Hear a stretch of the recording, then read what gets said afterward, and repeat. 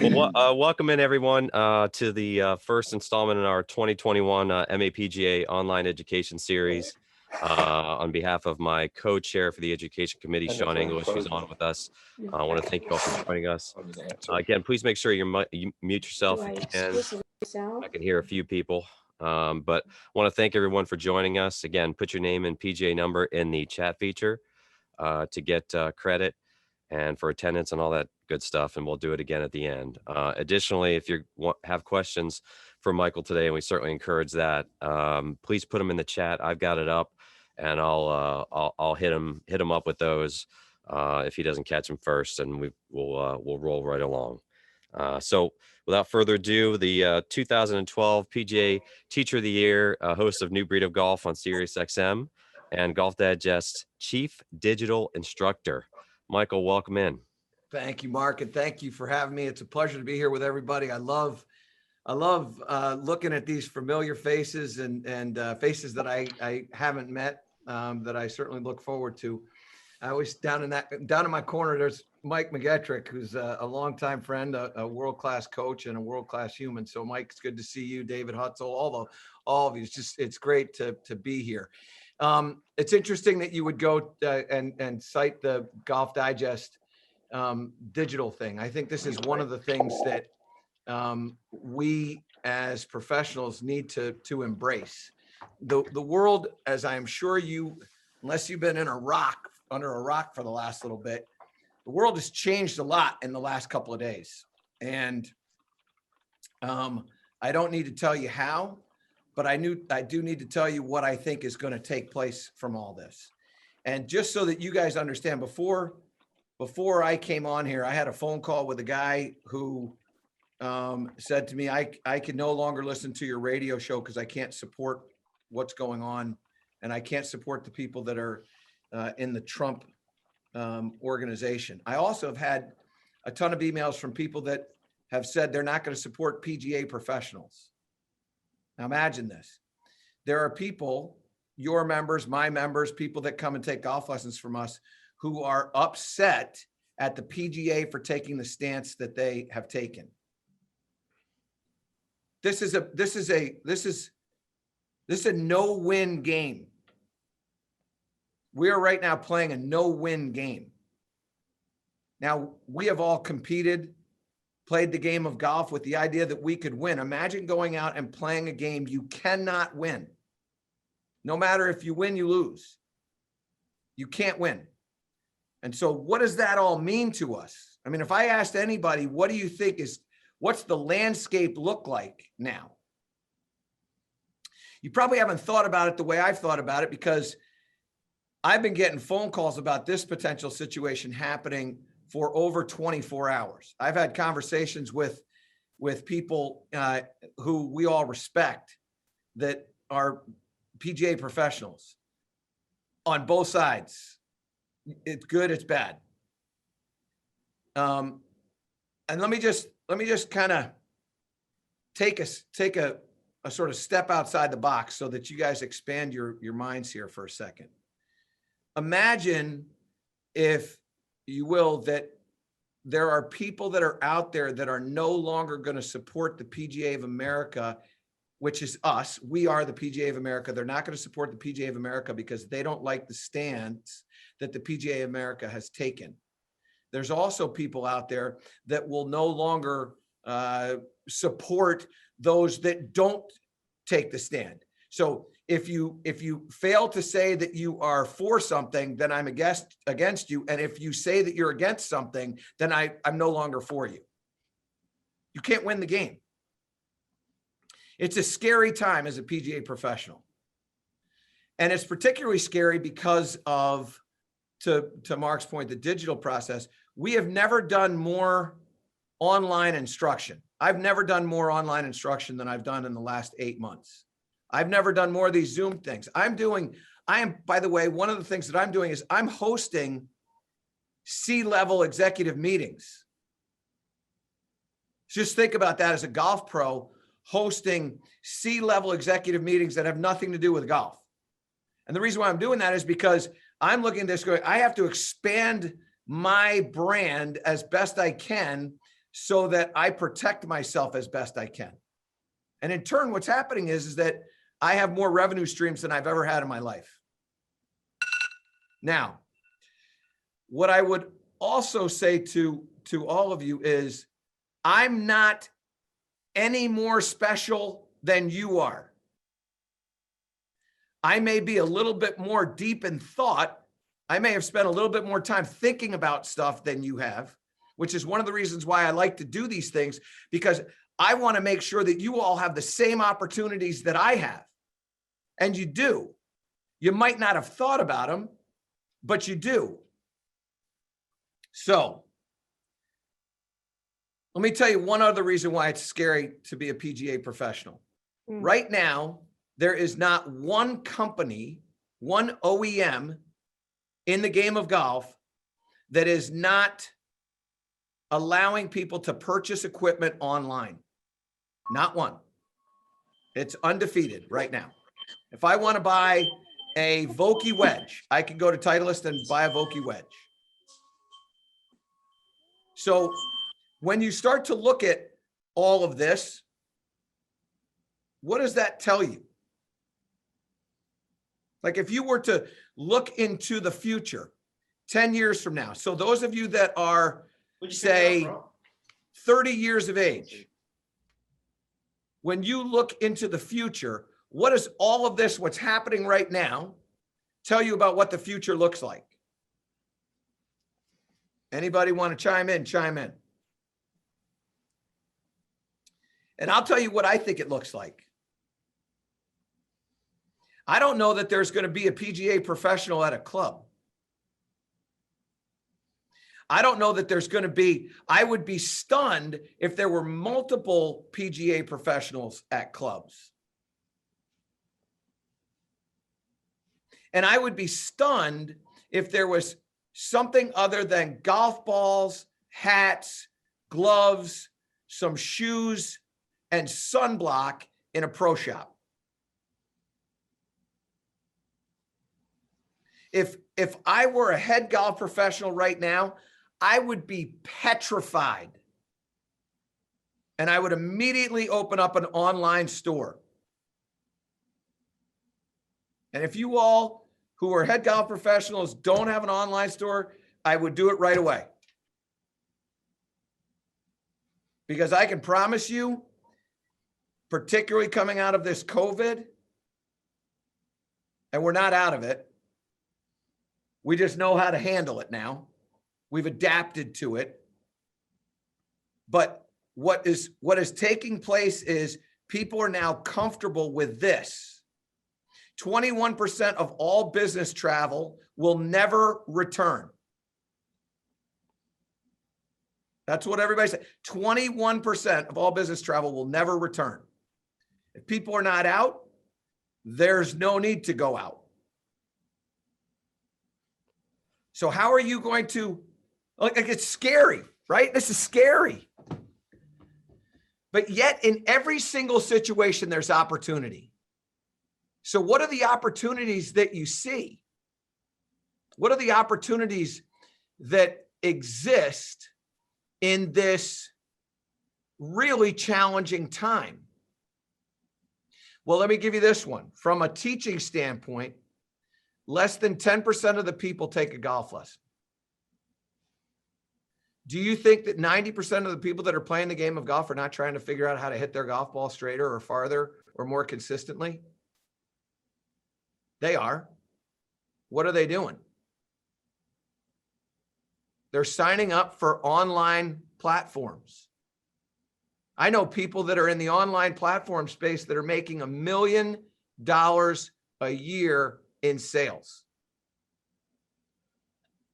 Anybody? I'm just curious. Raise your hand if right now you're making $1 million or more in your instructional, like on the lesson tee. Mike, you can keep your hand down, but everybody else, nobody, right?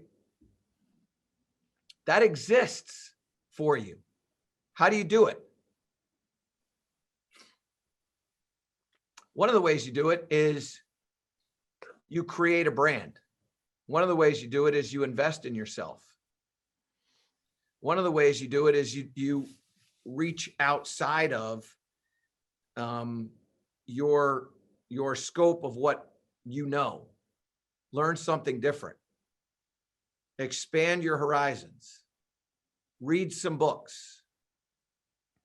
Do you know that in all my social media reaches, one of my most popular things that I did was I did a thing with Morgan Franklin, a 10-week series on my 10 favorite books of 2020. None of them were instructional books. Not one of them were instructional books. They were just books. And I did a 3, 4, 5-minute talk on why this particular book was meaningful to me. You all have done the same thing. You have read books. You have read interesting books that are unrelated to the game of golf that have had an effect on, you know what one of my favorite books that I'm reading right now is? How to Date Your Wife. Now, many of you are smiling when you say that, right? But what's the most important thing to you in your life? Hopefully you say your family. And in my family, my most important thing, I love my kids. My wife's the most important thing for me. So I want to know how to be a better husband. And that's an important book to me. I'm also reading a book called 1001 Ways to Romance Your Wife. It's working, by the way, just so that everybody knows. Like I'm actually reading, I've been taking notes, it's working. So my point is that you guys have done the same thing. You just have to get out of this 6-day-a-week mindset of golf, golf, golf, golf, golf, and figure out how to grow you. Then the next thing I would do is I would really, and I can't emphasize this enough. I talk about this a lot. Investing in yourself. I think it's the most important thing. I have this line that I say, don't ask others to invest in you if you're not prepared to invest in you. I hate excuses. That sounded like that hurt. That's the dog, I think. Is that a dog? Yeah, I hope it's hopefully. a dog. My God, if that's a human being, we got to stop this thing down right now. We need a medic. But anyway. So what I really believe is you have to sit there and you've got to invest in yourself and get away from the excuse. Everybody has this excuse of why they can't do something. My kids, we play football, right? Got 2 boys. We go out and play football. Invariably, I know 2 things are going to happen. Somebody's going to get hurt and somebody's going to cry. Sometimes it's the same person that it happens to, but it's going to happen in every single football game. And my response when I am doing that to whomever is on the ground hurting or crying, I ask them the question, do you want to quit? And if they say yes, then we quit. But we also have a rule in our family that there is no quitting. You can't quit. So I ask them, can you quit? And they go, no. And I go, then get up. That to me is no different than what you're doing. Are you going to quit being a golf pro? No. Okay, if you're not going to quit, then figure out how to get over your excuse that's preventing you from getting to where you want to get to. Now, in my house, I have invested way more money than I should have invested, and it's cost me a lot of money.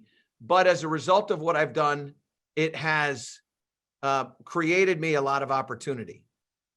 And at some point here during this, I'll whip around and I'll show you what my studio looks like. But I had this idea a long time ago while I was in the middle of doing what I was doing with Golf Channel to build my own studio and shoot my content out of my house. It was an idea that I had.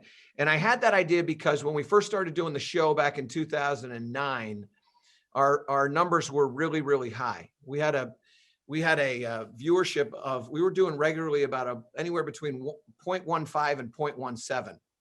When they sold the show, they sold it at a 0.04. So that means that's the audience. So they were thinking that we'd get like roughly 40,000 people to watch it every week. And we were getting, you know, nearly 170,000 to watch it on the first go. And then it would re-air and it would do another like 0.12. And again, not everybody that watched it in the second go around was a first time viewer. But the idea is that they kind of felt like the show was being incredibly successful. And to give you an idea of how successful it was, I had a guy that was running Golf Channel at the time, and I had a Titleist relationship at the time, as I do now, who offered to buy me out of my Titleist contract. And he said, Michael, if I will pay you a fee to walk away from Titleist. And I can tell you that the fee that what I was making from Titleist was less than $5,000 a year. No different than what you all, if you were Titleist brand ambassadors, you probably had a leadership advisory deal was probably 3,000, something like that. This guy offered to pay me over $200,000 to walk away from my Titleist contract, which I didn't do. And he couldn't believe. And I'm not telling you this because I want you to understand about dollars, but I am telling you this because of the opportunity. Because what you will find is, and what's happening now is people are getting very, very much behind influencers. And you all are all influencers. You just have to figure out how to do it to create that opportunity for yourself. But if you can imagine that opportunity where somebody is going to, I mean, nobody would get that kind of dollar, not in this room. That's stuff for people that are doing it on television. And when that guy offered me that, I didn't do it for a variety of reasons, but what it told me was there's immense opportunity that exists in this space. And then what started happening was that 0.17 viewership started to shrink and shrink and shrink. And what we started seeing was people were watching when they wanted to watch. And when people started watching when they wanted to watch, not when we told them, it's called appointment television. And when that started to happen, what I started to realize was I could create my own content and put it up whenever I wanted. And I wouldn't have to get on a plane. I live in Connecticut. I wouldn't have to get on a plane every Sunday, fly down to Orlando, shoot a show or two, and then fly back up. I wouldn't have to do that. And so that's why I did that. And it has turned out to be a very good thing for me. It's been a very smart thing. And it's something that I thought was going to take place. And we have seen this now in the online space. We all are following people instructionally or whatever. I mean, if you go to your Twitter account, your Facebook, or your Instagram, you probably are following golf professionals. You might be following motivational speakers. You might be following some political people. You might be following some religious leaders or whatever. I mean, we all have different interests. But the point is that you can all be one of those. You just have to figure out how to do it. And what I can tell you is that there is enormous opportunity that exists out there. So right now, one of the things that I'm doing in my business is I'm offering 10-minute lessons at $100 for the 10 minutes. And people send their videos to me. And then I FaceTime them. And in my what we call the hub, I break down their swing and show them what's going on. And then I give them some drills to do. And I could do that as long as I wanted. One of my personal goals is to not be an hourly employee. And so what I sit down is when I look at the things that we do, I try to make this, I ask myself this question: is this an hourly job or not? And if it's an hourly job, then I'm probably going to steer away from it. And what I mean by that is, and I don't care what you make per hour. The question is it an hourly job? you go out onto the lesson tee, whatever your hourly rate is, that's what you're going to make. But if you can find a way to where you're not doing something that's an hourly job, then that probably has tremendous value to you. And if you think about all the things that you're doing, and I'm not going to go through a litany, a list of things that are not hourly jobs, but if you think about just, and I promise you, if you do this, this will work for you. You have to get yourself a spiral notebook. So I have a notebook like this, and I am writing in that notebook. There you go. Steven's got one. I write in this notebook all the time. Mark's got one. I write in this notebook all the time. Chris, did you just show me your notebook? Nice work. I write in this notebook all the time. And in this notebook, by the way, I have a ton of ideas. I have a book that's a murder mystery book about a guy that's a drug guy that's done the wrong thing. I've got an animated movie that I have written about lost luggage, which is awesome. And at some point, hopefully you'll all get a chance to see that. But I have instructional products. I have book ideas. I have radio ideas. I have television. I got so many different ideas. All my motivational, like I do motivational presentations across the world, and all my stuff is in there.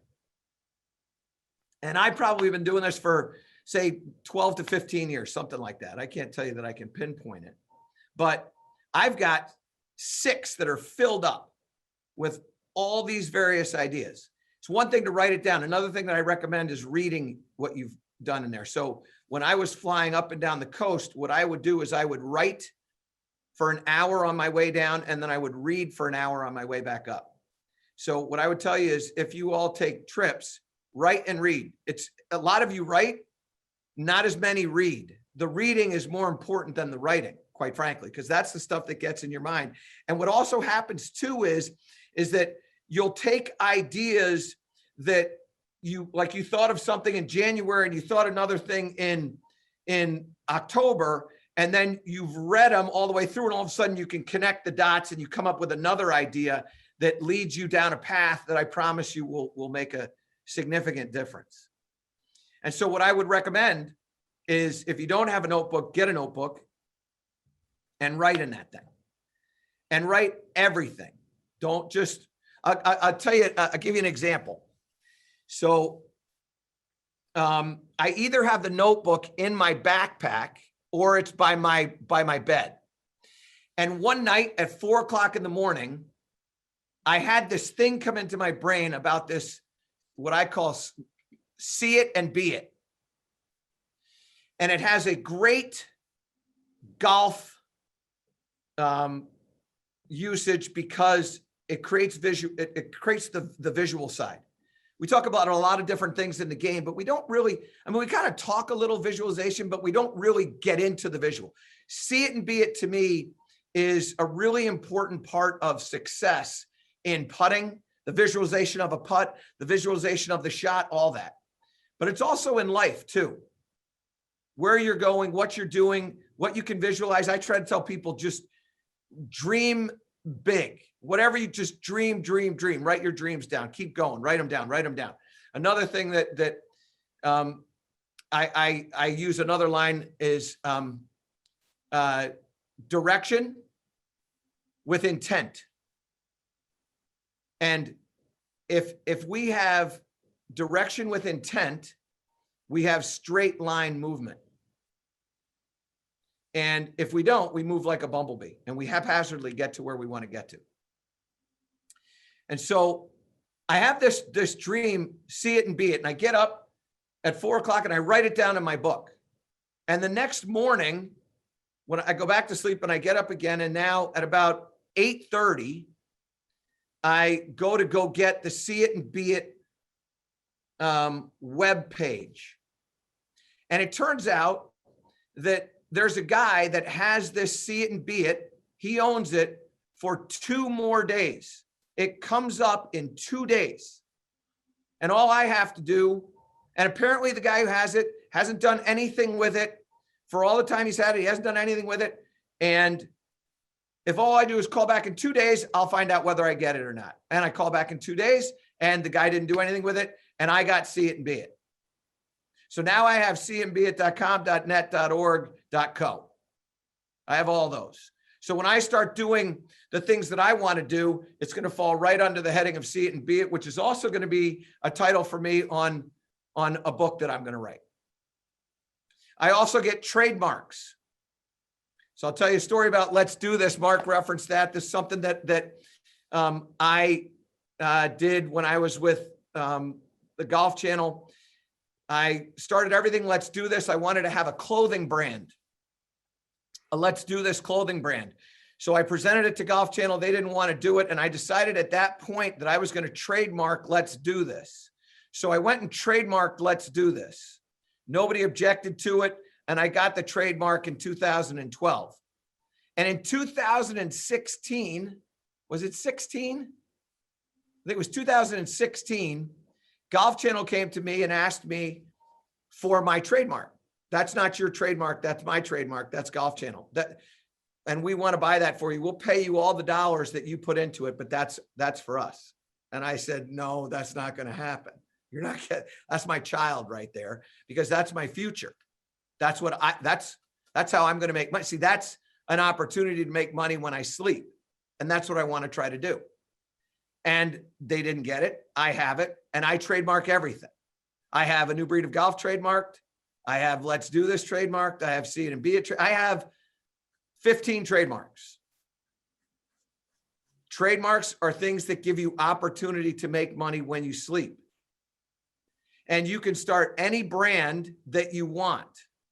And brands right now, as you're seeing, are really important. They're the things that allow you to do what you want to do. You start creating instructional content and putting it out, and it gets out onto the web and people like it. That's when YouTube and Facebook and other companies start paying you. That's also when other manufacturers start to pay you. And so if you just start with this idea that you have this directed motion with direction, motion with intent, intended direction. My end game is, what can I do so that I don't have to stand on a tee all day and teach? And if you have that in your mind, what you're going to find is that you will have enormous opportunities.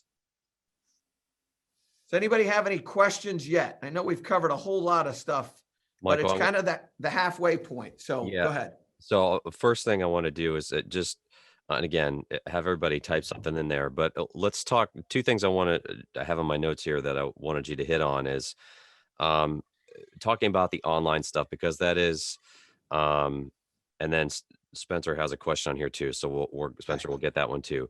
The online stuff, that's something that everybody can do. So, some do's and don'ts, and your thoughts on, you and I also had a discussion before about the argument for those who maybe struggle with online is the online versus the in-person personal touch, right?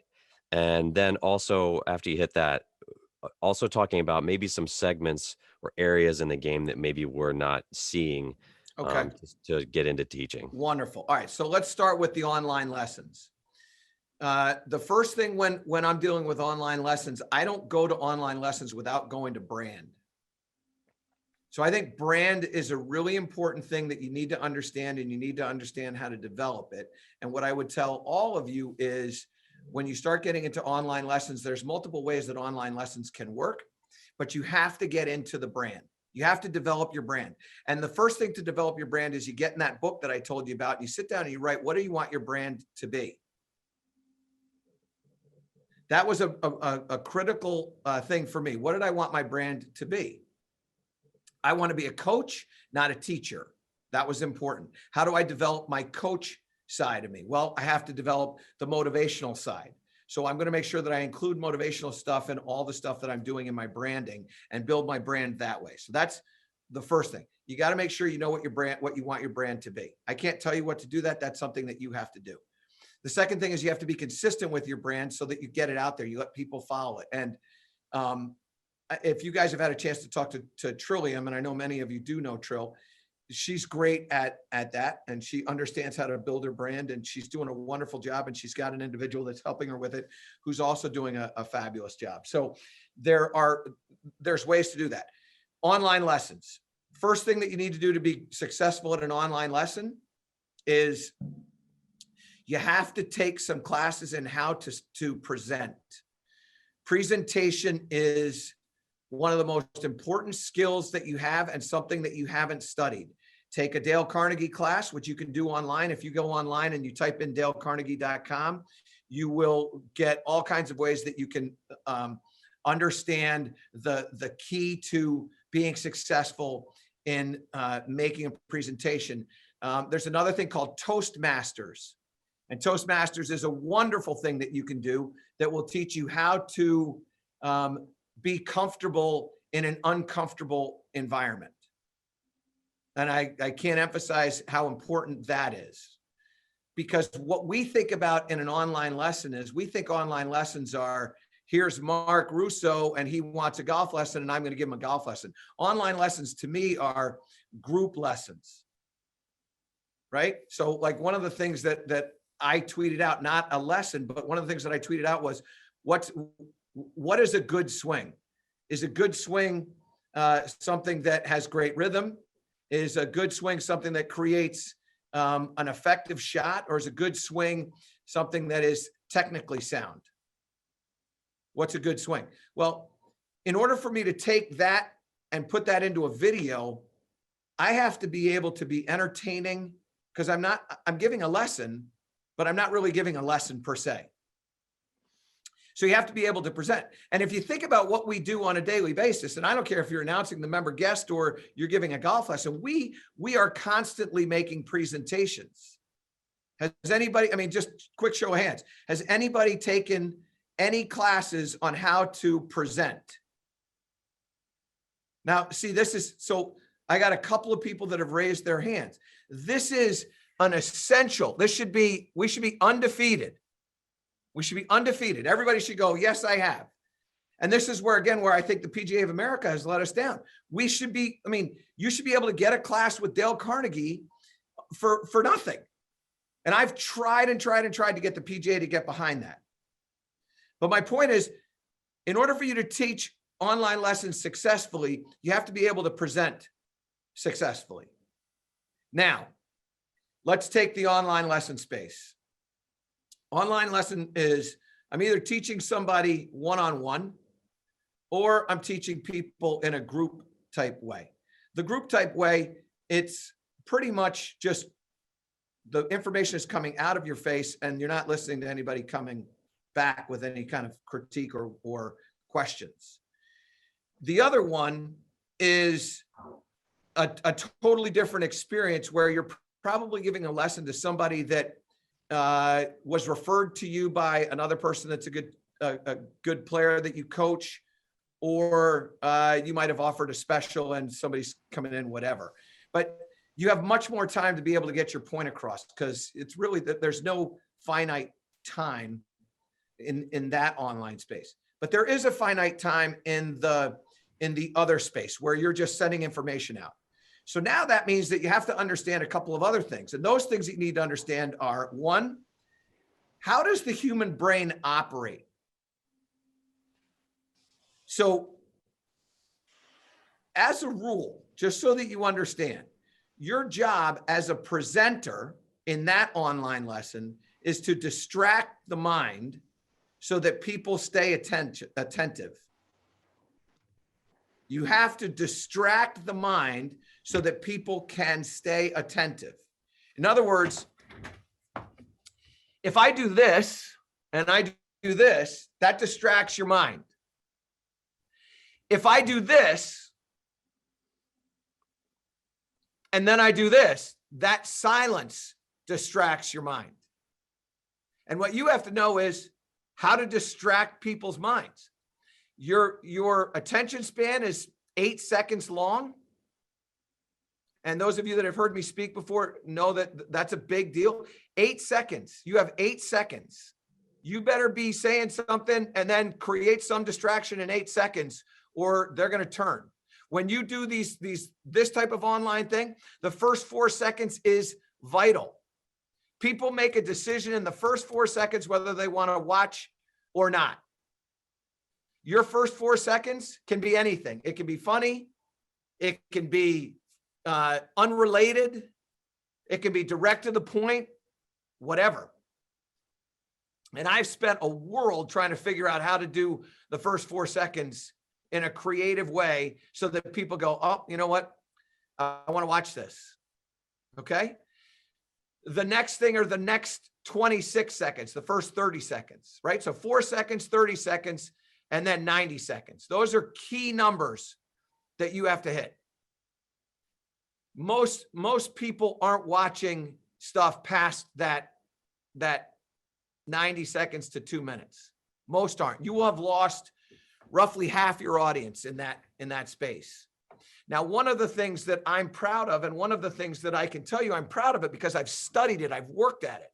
Many of you have spent a lot of time hitting golf balls and become great ball strikers. Many of you have spent a lot of time being great coaches. Many of you have spent a lot of time being great mentors. Many of you, whatever. One of the things that I'm very proud of is that on my channels, my average watch time on my stuff is 9 minutes. I have people, I have 23% of my audience sticking around for my entire thing, however long it is. Nearly 1 in 4 will watch it all the way through. That's a pretty crazy number. You all know probably who Paige Sporanic is. You've seen some of her stuff.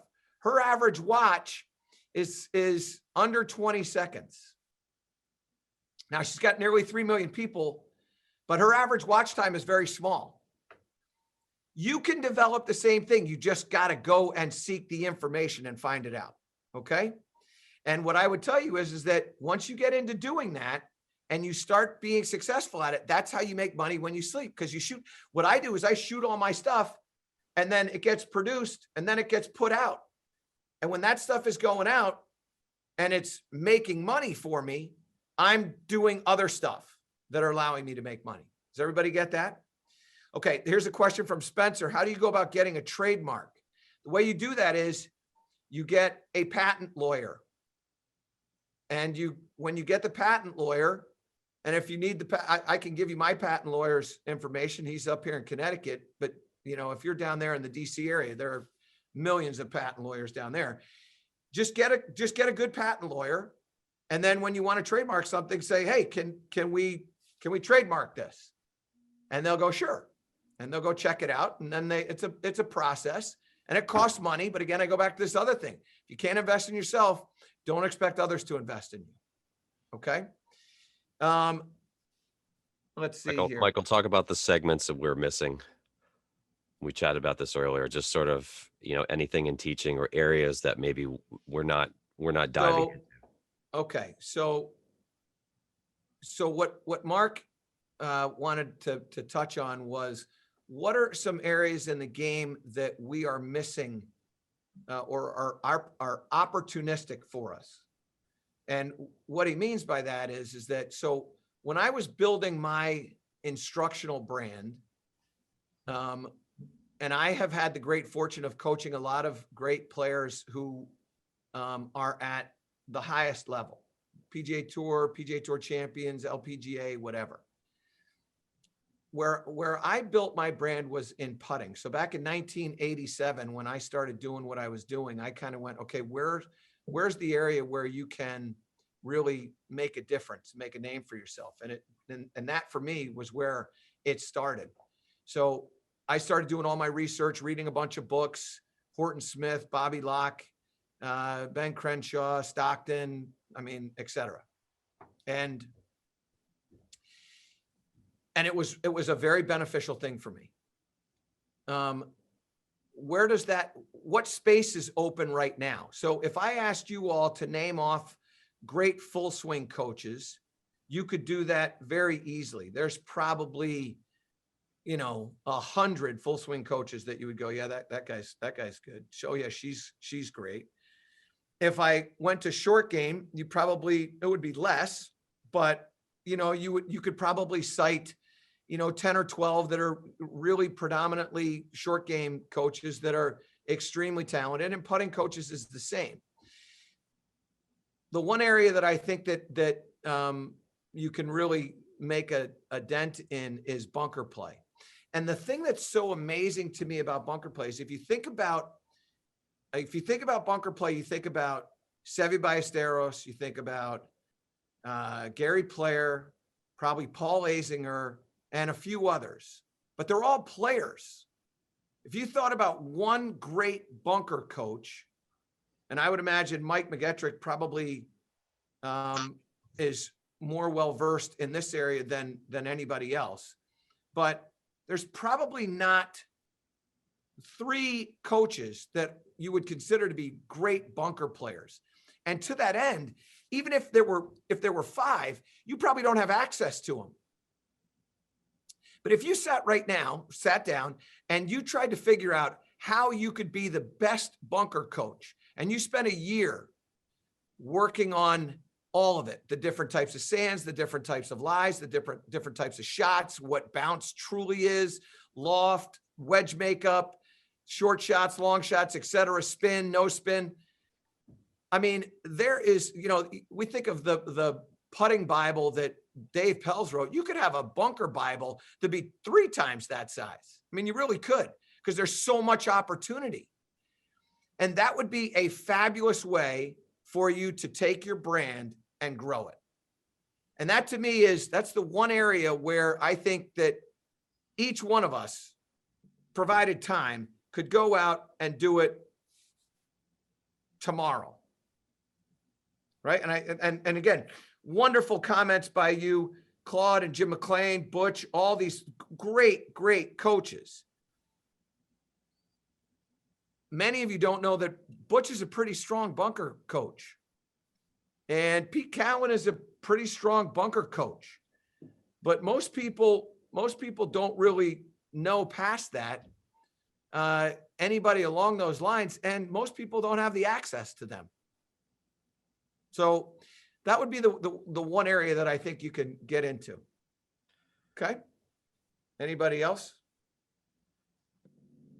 Michael, talk about just, and again, everybody, please feel free to jump in on the questions here, because we know we could get him going. Go ahead. You got something, Michael? You look like Eli sent in and he said David Armitage just has a bunker book that he came out with. I completely agree with that. No doubt. I don't know whether Eli has or anybody else has read that book. He sent that book to me. I haven't read it yet, and I'm excited to do so. But that's exactly the deal. And I will tell you that that's a conversation that I've had with David. David is a wonderful coach and a very talented guy who's doing the same thing, trying to figure out how to build his brand. This is I have more of these talks with coaches than probably any other talk that I have. In fact, Mark, you were there for that at Coach Camp. The presentation that I gave to those guys down there was fantastic. That's what everybody wants to know.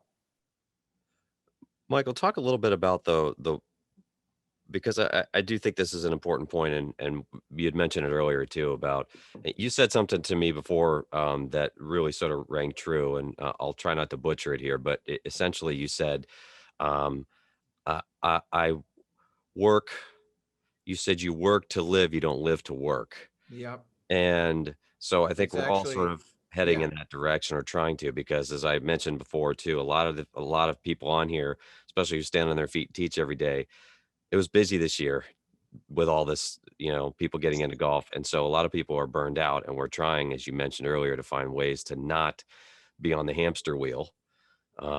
So just talk about that a little bit. So a great point. Here's what I would say to this. First, everything in life is time allocation. It's what it is. And, your children are going to ask for more time. Michael, you've got another one right now that I mean, your time now, the amount of time that you have available is lost. You just lost some time. You don't know how much time you've lost, but you've lost time. And so you have to figure out how you're going to get time back. This is why, like, in my book, there's always time, right? So I look at everything about the lesson stuff as I don't want to be an hourly employee. This is all the whole thing. Time is the most sacred thing that we own. And I want to spend my time with my family because frankly, I like them. I mean, I like hanging out with my family. They're entertaining as hell. I had a 7-year-old say to my friend Tom Henderson yesterday after we were playing a football game, he said, literally, I felt like I was watching Miracle. He said, Tom, there's so much better in you. It hasn't come out yet. You're not throwing great passes. It was awesome. So I want to hang around with those guys. And when you start thinking about time, you start thinking about how I'm going to like cut the pieces of the pie up so that I can get all the things that I want. And invariably what's going to happen is that when you add another person or you add another responsibility, it takes away from time in other areas. And then you have, okay, what do I need to live, right? How can I afford to spend time with my family, but also be able to pay my bills, do the things that I want to do, go on vacation, et cetera. And so what you have to do is you have to invest time in finding time. And the whole thing for me is I want to work so I can live. I don't want to live so I can work. And that's what I was saying to Mark. So when you start to think about all these different things that you're doing, you have to start with that idea of, okay, do I have the time to do this? And then is this more valuable than this, right? So what you should, if you're doing things correctly, you should be moving things into your time and moving things out of your time, not moving things into your time. And it's kind of like buying clothes, right? You buy a new shirt, you should get rid of a shirt. Every year I start out January 1st, I have all new socks, because I can't stand putting on a brand new sock and putting on an old sock. Drives me up a wall. So what I do is I just rotate them out like tennis. I got the idea from tennis. If you ever watch a tennis event, every 9 games, they swap out all the tennis balls. And I was thinking, why not do that with socks? Just get rid of the old and bring in every January 1st, brand new socks. Every December 31st, out with the old ones. You have to be moving things into your time zone and moving things out of your time zone. And hopefully what you're doing when you're swapping these times is you're gaining more opportunity to have a better financial gain without losing the time. And so as you start making these switches, and that's where your planning is, and I'll get into this other thing in a second. That's where your planning is. It allows you to go, okay, I'm going to introduce this year, and I'm going to take this out. So my goal is to create an online academy, not an in-person academy. That doesn't mean that I won't teach people in person. I'm just going to shift that model. So the model that I'm going to go to is I'm going to have 5-hour increments with people, individuals, go to their club, teach them, give them lessons, and that will be my day. And so I'm going to cut down on that, and that's going to allow me to have more time. I'm not going to do that all the time, but I'm going to do that a lot of the time. And by the way, you understood how to work the sock game. That's the way it is. You got to make sure you understand the sock game. Michael, you got a question on the board there from Jack. Can you see that? Yeah. Yep. How would you recommend growing social media presence or approaching other bigger accounts to gain followers and likes, as it's hard to start online coaching without being known to stand out? So the first thing I would tell you is the walk of 1,000 miles begins with a step. So what you have to do is you have to take strides down your path and then continue to do what will be of interest to people. So when you take this Dale Carnegie class, you're going to see something in there in a book, and it's going to talk to you about a radio station. It's called WIIFM. And WIIFM stands for What's in It for Me. What's in it for me? So when you start to think about, like, when I'm doing my stuff, my first question that I ask myself is, as the viewer needs to know what's in it for them for watching this, whatever. And so you make sure that you let people know early on, all right, here's the deal. Today, we're going to talk about uneven lies, and specifically downhill lies. Now, at that moment, if they have a problem with downhill lies, they're all hooked. And if they don't have a problem with downhill lies, now I got to say, and hey, you might not have a problem with this, but you know what? Your friend might, or your buddy might, or this might be a different way for you to look at it. And now all of a sudden, I've got the person that's on the fence. So I want to get the guy who's interested and the guy who's on the fence. Now, if I can get that group, then they're going to hang and then they're going to watch.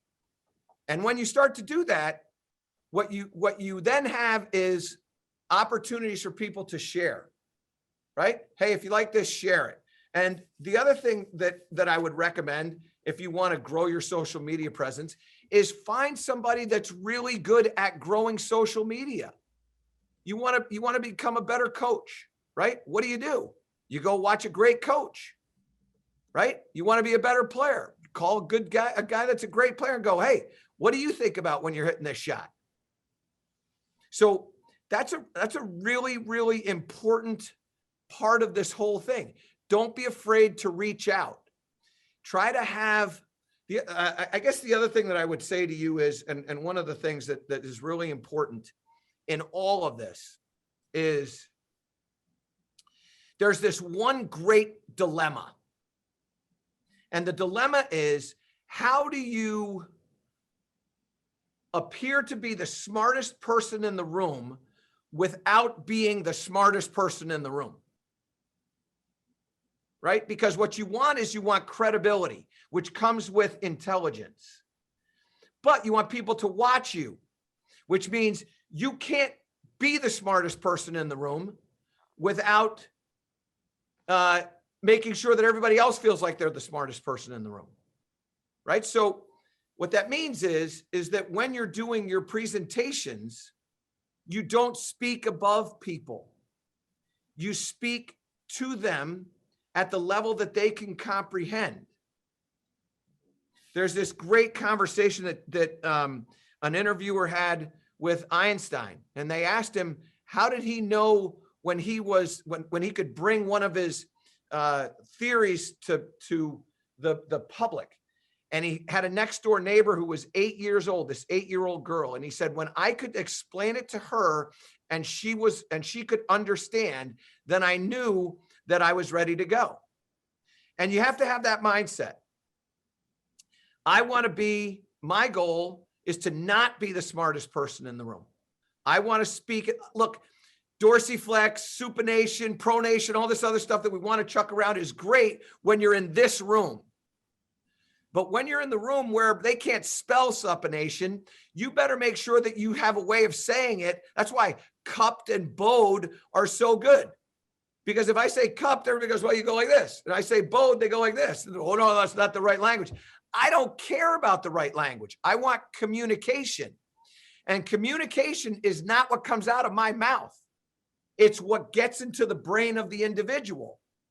I had a guy that I taught who we were at a disconnect because I was trying to tell him that his club face was too open at the top of his swing, and I wanted him to close the face.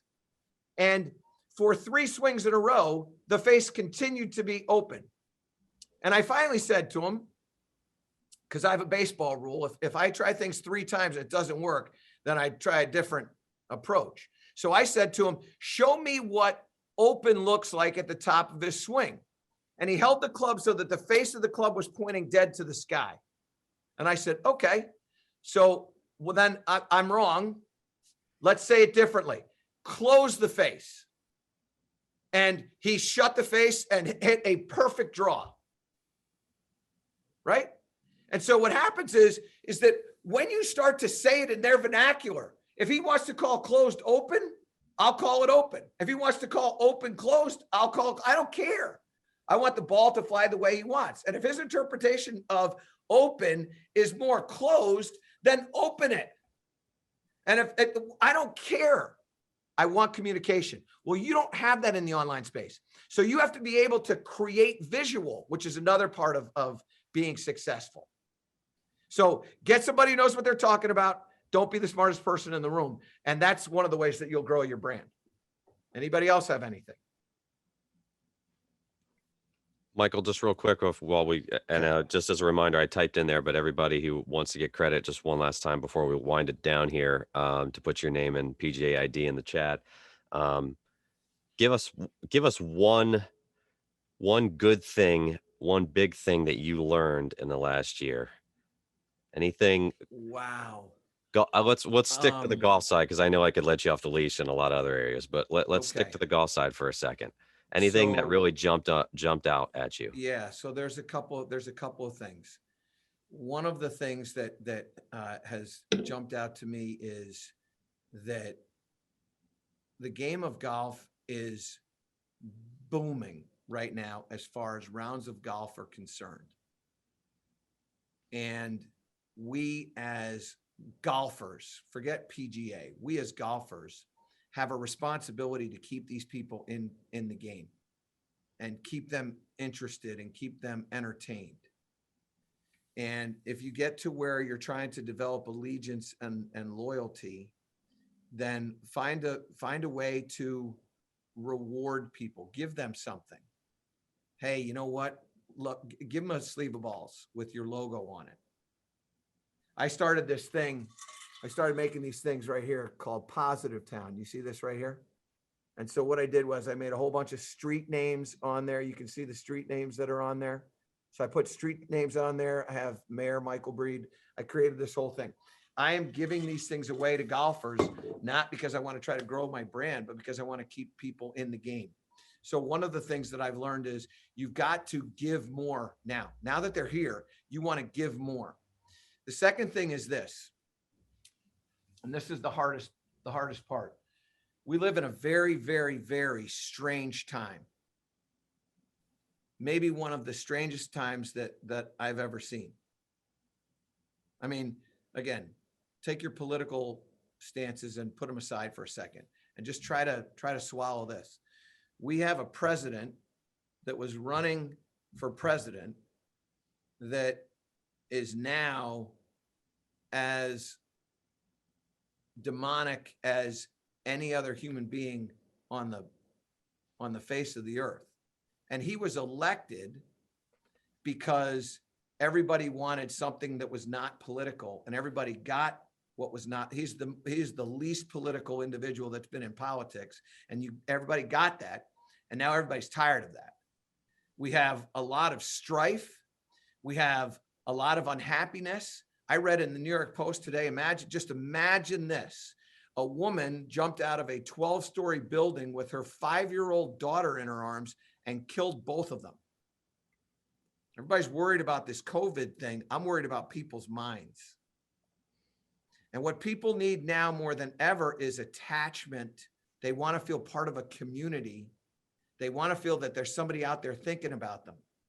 And when you go and you give something to somebody right now, it will have way more value than any gift you've ever given in your entire life. Give a book, give golf balls, give a head cover, give an old shirt, give something right now. And you will have a profound effect on people that will grow your community. You want to build your brand, you build that brand with people who are supporting you, whether it's Larry, Colin, Jack, Bill, Richard, Greg, Alan, whoever it is. You want people to support you, give them an attaboy, give them a nudge. I got another question here. when coaching, how do you coach golf IQ and general golf history amongst your students and membership? It's an interesting question. So Mike, if you could unmute yourself and tell me what you mean about this, because it's an interesting question. I'd like to actually hear you define that a little bit. Yeah, so we're working right now. I work at a private club. I teach close to 400 hours as the head golf professional there.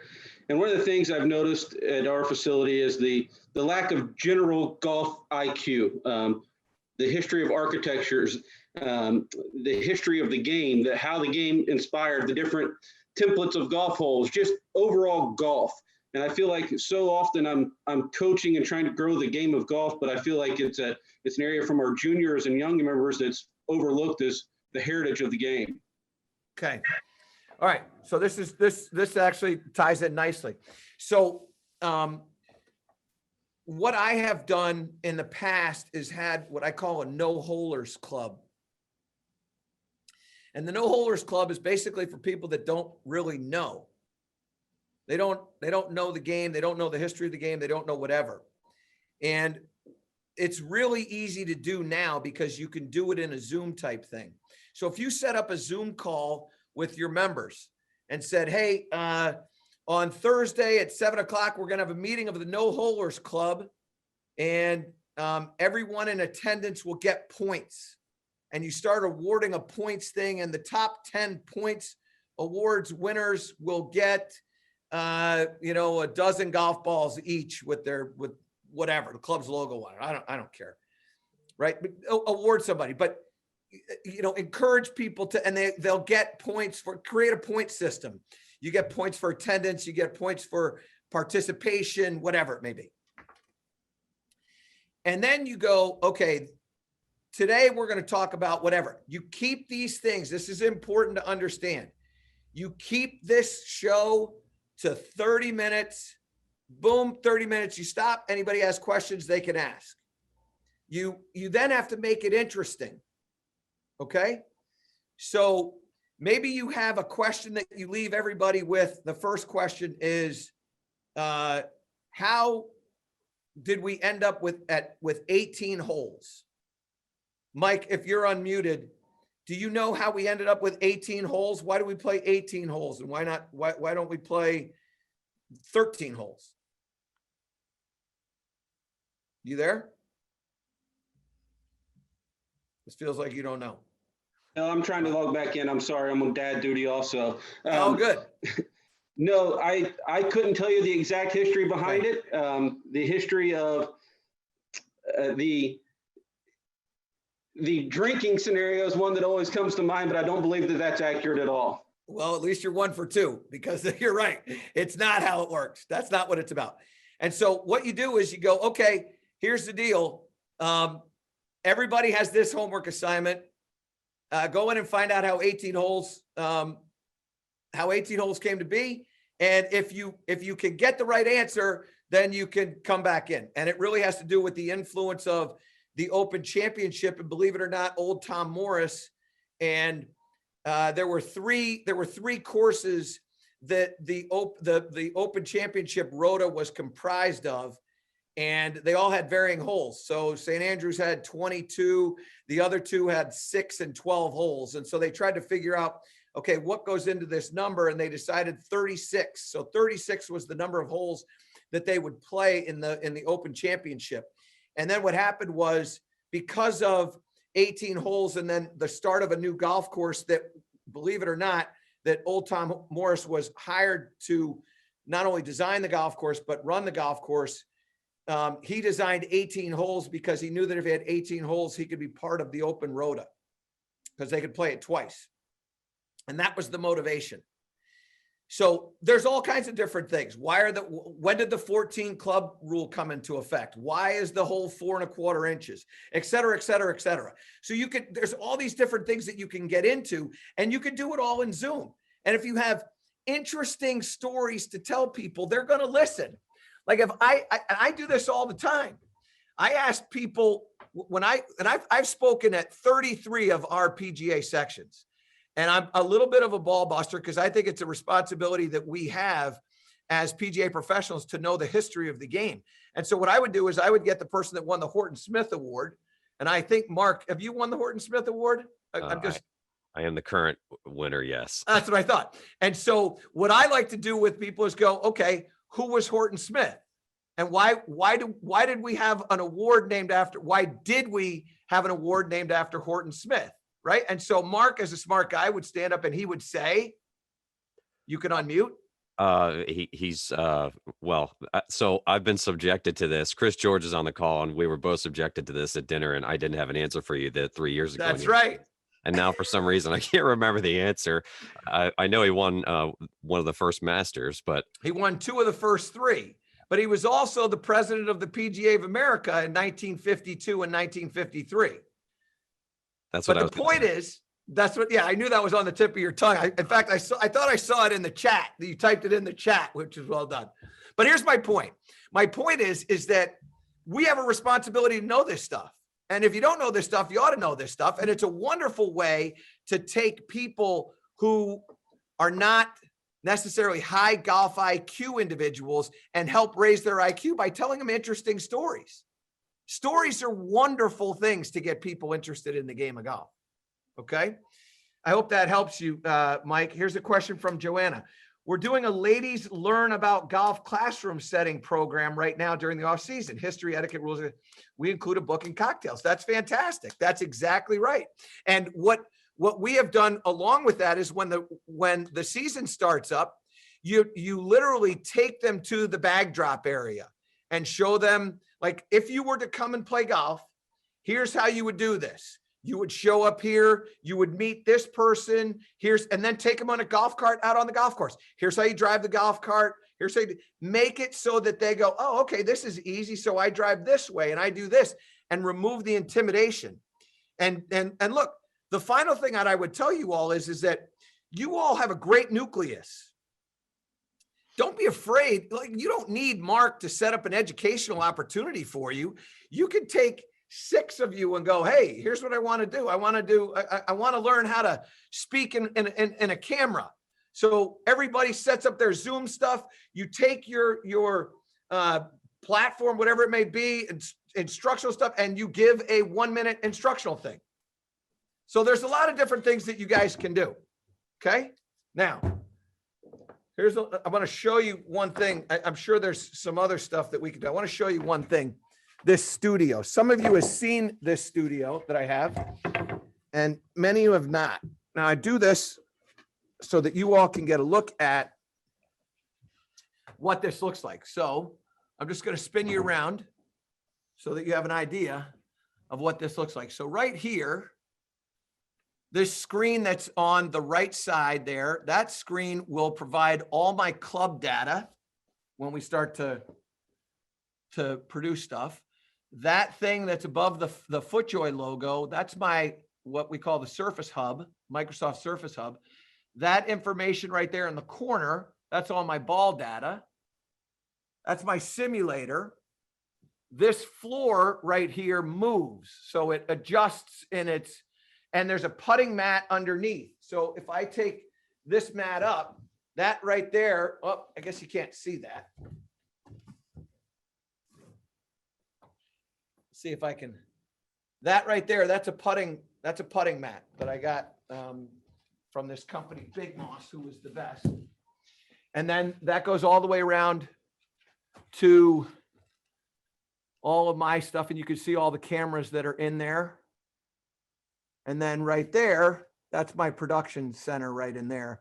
And that thing at the top, you can see that has all the cameras. That there is where my man Steve Gibbs operates all the different cameras. Now, all my cameras can be operated remotely. So I can have somebody that's sitting in a different part of the world, doesn't have to be in my studio, and they can operate those cameras. Now, can you do that? Yeah. Do you have to do it the way I did it? No, but you can do it. You can take a couple cameras, set up a couple cameras, and you can create your own studio that, frankly, creates interesting and informative golf instruction. Okay. Uh, I hope that helped you all. So, Michael, I'm just going to kind of Go. close it out for us. Okay. First off, just before we say thank you to you, I want to just, while I have the audience in front of us, you're welcome to join for our next ones. Next Monday, we're doing a junior league masterclass. Then the Monday after that is our National Teaching Summit, emceed and moderated by Trillium Rose. And then on the 28th, which is actually a Thursday, and the time has changed. If in case anybody watched it, we're having Aaron Dill, who you know, Michael. Aaron's coming on to talk about wedge fitting and design. It's going to be 10 a.m. instead of 1 o'clock. He had a scheduling conflict, so he's going to jump on at 7 a.m. Pacific time. So 10 o'clock with Aaron. And then to Michael's point earlier, he mentioned about doing an online golf shop. Well, February 1st, Mike Adkins, who was talking earlier, and Matt Fuller from Cays Valley are going to be on, and Matt's going to talk about doing an online golf shop. So probably want to tune in for that one on February 1st. And then the 8th, James Hong for junior golf. And the 15th, I just got to confirm with them, Mark Blackburn's going to come on with us. And then the 8th of March, we'll finish it out with our virtual MAPGA Teaching Summit. Dr. Sasha McKenzie, Dr. Scott Lynn, and Mike Romatowski, Mach 3.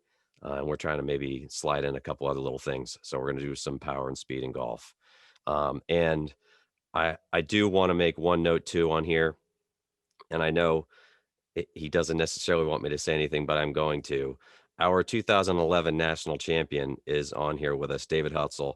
He just spent the entire time during this call during a chemo treatment and was on with us. So, David, we're thinking about you, and that's how dedicated he is to his students and his craft, that he sat in that room and did his treatment while he was on with us, our 2011 national champion. So, David, bravo, my friend. Thank you, David. Thank you. Bravo. Thank you, Michael. Thank you, Mark. Bet. It's good to see you. Again, thank you to everybody for joining. Michael, thanks for taking time out of your schedule. And we know what a busy guy you are, and we really appreciate it, man. Thanks so much. Listen, honestly, Mark, it's an honor to be asked, and anytime I can assist, I love being able to share information with you all. And if ever I can help anybody, my email address is michael@michaelbreed.com. My first name at my full name.com. And whatever I can do, I'll get back to you. It may take a little while, but I promise I get back. So thank you all, and thank you very much for the time today. I hope everybody has a wonderful new year and continues to support the game. Thanks so much, Michael. Thank you to everybody. If you want to attend next week, just email Sean English, senglishpga@gmail.com. Thanks again, and we'll see you on here next week. Thanks again, Michael. Thanks, guys. All the best. Thanks, Michael.